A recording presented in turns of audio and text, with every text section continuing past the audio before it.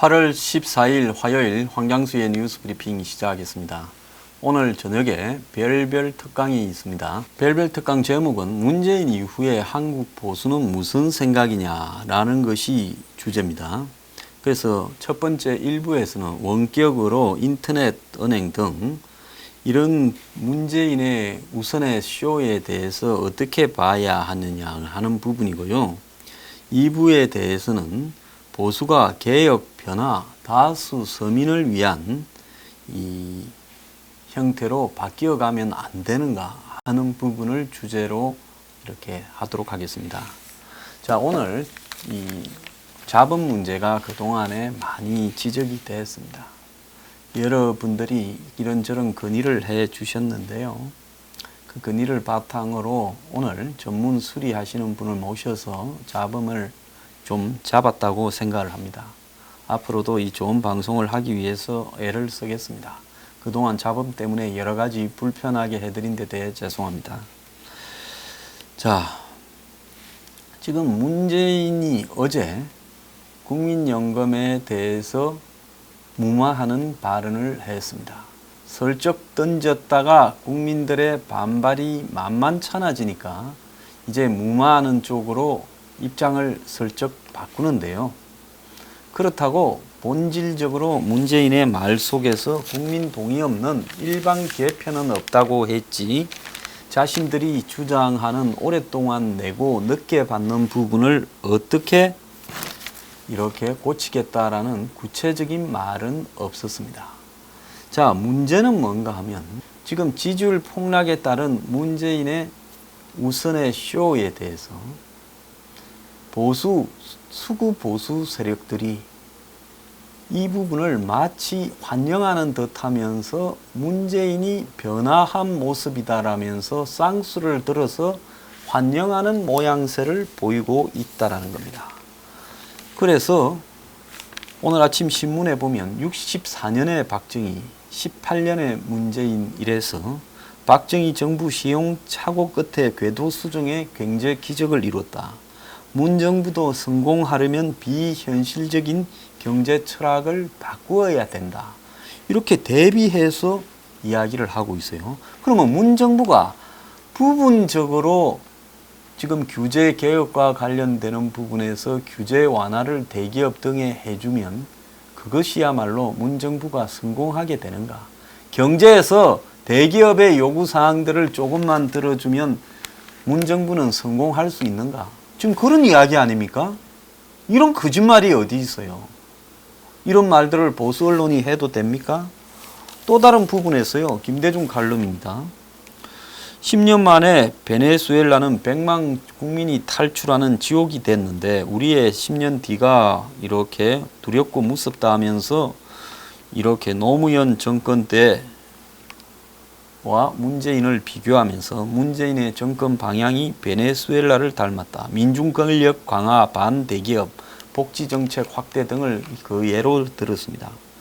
그런데 흥미로운 것은 노무현 정치를 논할 때 우파나 좌파나 모두 일탈의 징표로 FTA를 들미기고 이라크 파병을 거론하며 제주 군항을 문제로 삼았듯이 훗날 문재인 정치를 논할 때 은산분리 등 규제 핵심을 거론할지 모른다.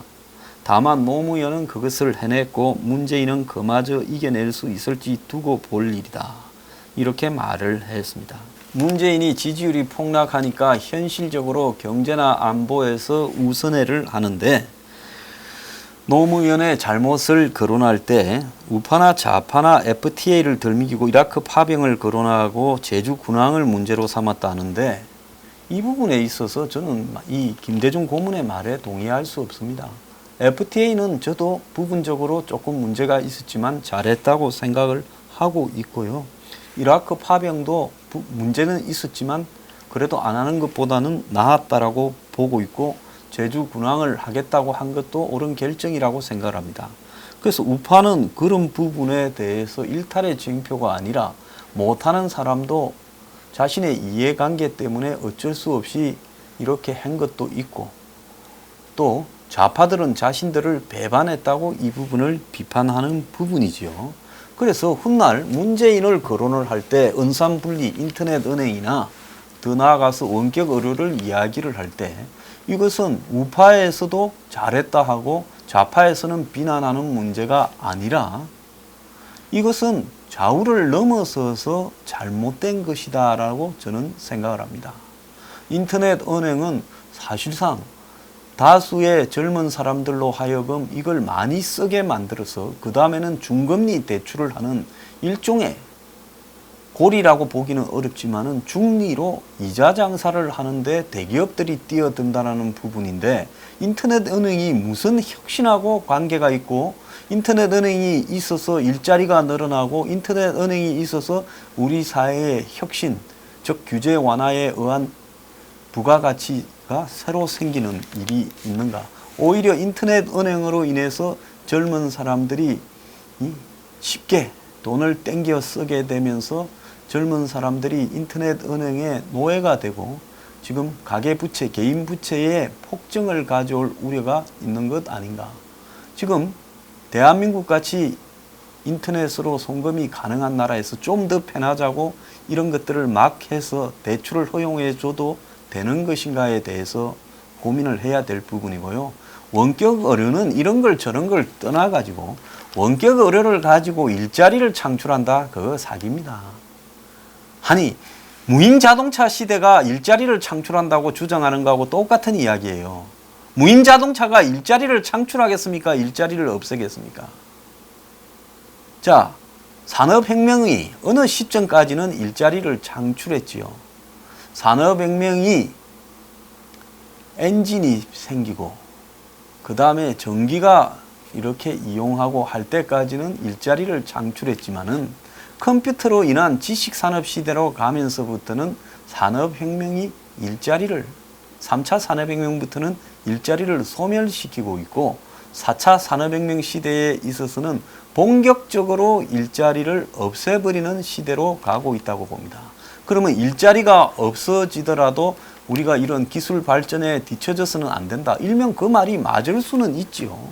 그렇지만은 그런 이 4차 산업혁명으로 간다 어쩐다 하는 부분은 개별 기업들이 알아서 갈 부분이지 정부가 나서서 그걸 활짝 열어 제끼면서 그걸로 다 가라고 길을 열어줄 필요까지는 있는 것이냐.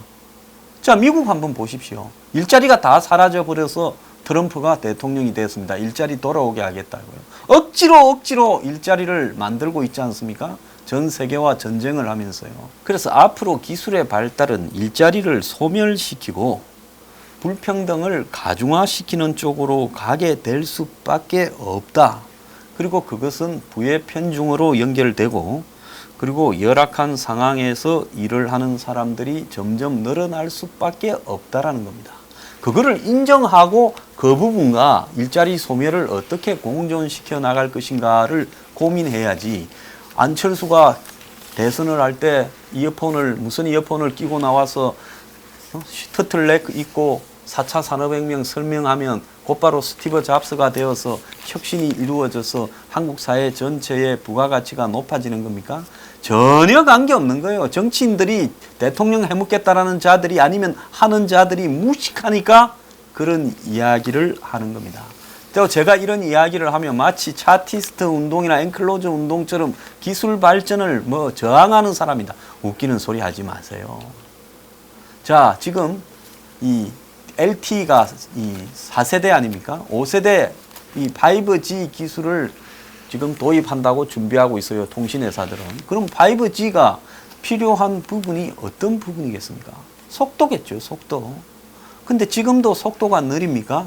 앞으로 5G가 되면 할 수 있는 일은 무인 자동차에서 조종을 하는 사람은 화면을 보고 딴 데 있고 기사가 타는 게 아니라 기사가 밖에 제3의 현장에 있고 그렇게 타면 무인 자동차가 가는 부분에서 혹시 잘못될 수 있는 부분을 기사가 이렇게 하면 실시간으로 이 차의 핸들이 꺾이거나 돌아가는 부분으로 할 수 있는 게 5G 이 통신 기술입니다.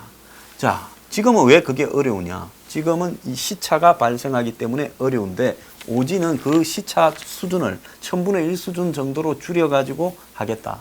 100분의 3 이내로 줄이겠다. 이렇게 해서 시차를 없애는 속도입니다. 그런데 이런 부분이 실제로 이 통신산업이나 대중들에게 그렇게 필요한 것인가? 저는 필요 없다고 생각합니다. 자, 그렇기 때문에 이런 기술의 발전이 과연 대중들을 위한 기술의 발전이냐, 아니면 기술을 가진 사람들이 이후에 표준을 이렇게 자신이 장악해서 돈을 더 벌기 위한 새로운 기술의 발전이냐, 경쟁에서 이기기 위한 기술의 발전이냐, 이런 것도 우리가 고민을 좀 해볼 필요가 있다는 겁니다. 그런데 이 모든 것이 혁신, 규제 완화, 변화 이런 식으로 주장을 하면서 지금 인터넷 은행도 허용해주고 원격 의료도 허용해주는 것이 마치 대중들에게 도움이 되고 일자리가 창출될 것처럼 뻥을 치는데, 인터넷 은행을 해주면 점점 은행 일자리가 줄어들 겁니다. 원격 의료를 하면 의사나 동네 의사나 간호사나 조무사나 기사나 이런 사람들의 일자리가 점점 병원에서 일하는 사람 일자리가 줄어들 겁니다. 이 부분을 왜 우리가 모르냐는 거죠. 그 일자리 줄어드는 문제를 벗어나서 인터넷 은행은 엄청난 청년 부채를 이렇게 양산할 것이고, 원격 의료는 더 나아가서 앞으로 지금 한국에 그나마 세계에 자랑하는 이런 반공공 의료 체계를 파괴하면서 이제 소수의 대형 병원들만 남고 나머지는 의사를 만나기가 어렵고, 대형 병원들은 몇 달 몇 년씩 예약을 해야 되는 사태가 벌어지고, 부자들은 상류 영리병원에 가서, 상류청리 전담병원에 가서 높은 비용으로 병원에 다니게 될 거라는 게 제가 이 부분에 대해서 이야기를 하는 부분입니다. 자, 그래서 문재인이 지금 이야기하는 국민연금 개편안 납득이 안 된다. 국민의 동의와 사회적 합의 없는 정부의 일방적인 국민연금 개편은 결코 없을 것이다라고 말하면서 정부가 보험료를 내는 상한 연령을 65세까지 연장하고 지급 시기는 68세까지 늦추는 부분을 추진할 거라는 보도가 나오자 가입자들이 대거 반발하니까 이 부분에 대해서 직접 나서서 진화하고 있는 겁니다.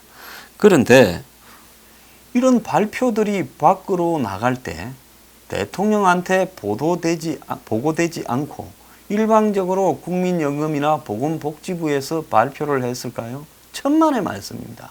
거의 같은 시간에 지난 주말에 쭉 발표되는 걸로 봐서는 정권이 그렇게 언론에다가 보도 시점까지 정해서 이렇게 릴리스 풀었는데, 대중의 반발이 심상치 않다 보니까 이 부분에 대해서 대통령은 마치 지는 모르던 것처럼 하면서 왜 이런 짓거리를 하냐, 국민연금 문제로 여론이 들끓는다는 보도를 봤다. 일부 보도대로라면 대통령이 납득할 수 없는 일이다. 마치 정부가 그에 대한 대책 없이 국민의 보험료 부담을 높인다든가 연금 지급 시기를 늦춘다든가 하는 것을 정부 차원에서 논의하고 있는 것처럼 알려진 연유를 이해하기 어렵다. 연금 지급 시기 조정안은 일단 채택되지 않을 것이다 라는 식으로 말했다는 거예요. 그러면서 국민연금 개편은 노후 소득 보장 확대라는 원칙 하에서 이렇게 다시 논의될 거라면서 정부가 이 부분을 그런 관점에서 새로 짜겠다 이렇게 말을 했습니다.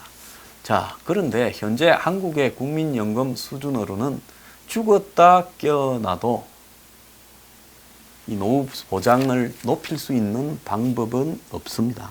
언제 문을 닫느냐, 언제 깡통이 되느냐라는 차이만 있을 뿐이라는 거죠. 지금 문재인이 거짓말하고 있는 거예요. 그리고 지금 이런 모습을 보면서 뭘 느끼는가 하면, 과거에 왕이 지가 잘못해놓고는 일이 잘못되면 신하들 하나씩 지목해서 네가 잘못했으니까 저놈 목을 쳐라고 해서 자기는 빠져나가는 거. 북한에서 김일성이 3대가 김정은이 그리고 김정일이 등이 항상 뭘 했다가 잘못되면 저런 식으로 하잖아요. 북한이 김정일 때 화폐 개혁을 했다가 잘못되니까 그 개혁 책임자를 목을 베어버리고 지는 잘못하지 않은 것처럼 해버렸지 않습니까? 그거하고 똑같이요. 국민연금이 주식 투자로 5개월간에 얼마를 까먹었는가 하면 1조 5,572억을 까먹었습니다. 자, 이런 거를 대통령이 책임을 진다든가 책임을 묻는다고 이야기를 하고, 더 나아가지고 공무원과 일반 공무원이 아닌 사람 사이에 격차를 줄이는 쪽으로 해야 되겠지요. 자, 6.5배를 더 공무원 연금에서 받고 있다라는 겁니다. 자, 일반 국민연금 가입자는 평균 수령액이 36만 8천 원, 퇴직 공무원들이 월 평균 수령액은 241만 9천 원. 자, 물론 이 부분과 차이는 6.5배나 나는데요. 이 부분은 어디에서 차이 나는가 하면 이 일반 사람들은 제대로 넣지 못하고 공무원은 월급에서 꼬박꼬박 잘 넣은 부분도 있지만은 지난 13년간 정부가 세금으로 이런 공무원이나 군인이나 이런 데 지원해서 보존해 준 금액만 41배가 늘어났다라는 겁니다.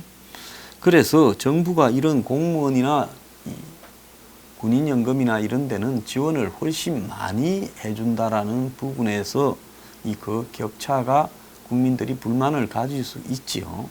이런저런 부분들을 전부 어떻게 내가 고쳐가겠다 이렇게 말을 해야지 자기들이 만드는 안을 슬쩍 문제가 생기니까 오리발 내밀고 밑에다 책임 전가하는 태도도 웃기고 더 웃기는 것은 최근에 문재인이 우선해야 하고 있는 몇 가지 사안에 대해서 보수 언론들이나 한국당 같은 보수 정당이나 정치인들이 마치 문재인이 경제만 우선해야 하면 안 망할 것처럼 이야기한다는 거예요. 자, 경제에 몇 가지 우선해를 한다고 망할 경제가 안 망하겠습니까? 인터넷 은행 한다고 안 망하고 원격 의료 한다고 안 망하겠어요? 국민연금 개혁을 문재인이 석 띄었다가 시끄럽네 다시 집어넣는다고 안 망하겠어요? 기본적으로 문재인이 노동개혁의 가장 문제가 있다라는 부분을 인정을 해야 되는 겁니다. 대한민국에요. 경제에서 제일 문제가 심각한 게 뭔 줄 알아요? 노동개혁 문제입니다. 임금을요. 그 산업의 노동 생산성 수준에 맞게 고치지 않으면 대기업과 중소기업, 중견기업 그리고 아르바이트생 등과의 임금 격차 부분들에 대해서 과감하게 손을 보지 않으면 저는 안 된다고 보고 있습니다. 그 다음에 두 번째는요. 좀비 기업들 다 없애야 돼요. 은행에서 돈 빌려서 기업으로서 경쟁력을 상실한 좀비 기업들 싹 정리해야 되는 겁니다. 망할 기업들 빨리 문 닫아야 돼요. 그러면서 그 다음에 개혁으로 최저임금이니 주 52시간이니 비정규직에 정규직하니 사기치지 말아야 됩니다. 이런 것들을 문재인이 다 해가겠다라고 이야기를 해야 되는데 이런 거를 전혀 안 하고 있어요.